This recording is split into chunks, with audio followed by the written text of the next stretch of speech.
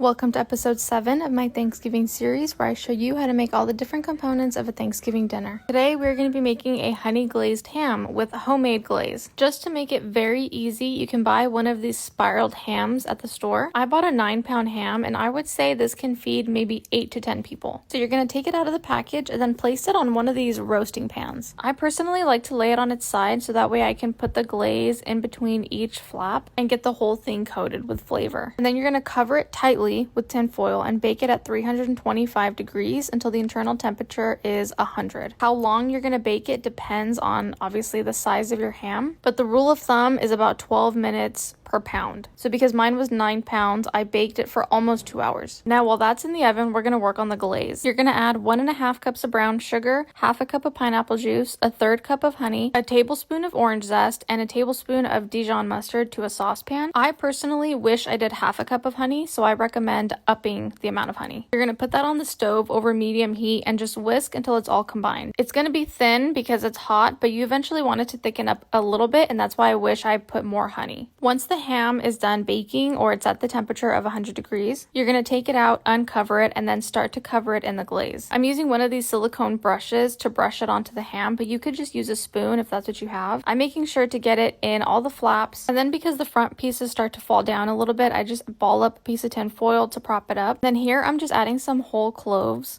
I just take the biggest pieces and put them in between the flaps. I love this step because it gives the ham such a distinct aroma and flavor that is just so traditional to me. Now you're going to put it back in the oven at 400 degrees for about 10 minutes and then take it out and add some more glaze. This step is to not only finish cooking the ham, but to get that glaze nice and sticky. I'm going to do this a total of 3 times, and so the last time that I add the glaze, I just go ahead and dump all the rest of it all over the ham. And when you finally take it out, the edges should be nice and caramelized, the slices are nice and sweet, and you've made a lovely ham for a Thanksgiving dinner.